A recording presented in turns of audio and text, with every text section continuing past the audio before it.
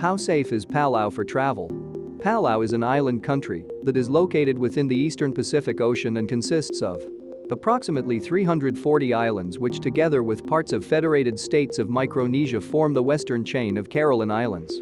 Now with international influences, they are trying to preserve their traditions and customs, especially imposing them on the younger generation through organizing regular cultural activities. The official language spoken on the island is Palauan, but English is also widely spoken in the country as well as Filipino, Chinese and Micronesian. Overall risk: low.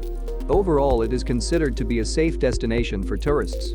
It is advisable to take all the security precautions that will ensure your safety. Travel insurance. Just like anywhere else, we recommend getting travel insurance when traveling to Palau. Better be safe than sorry.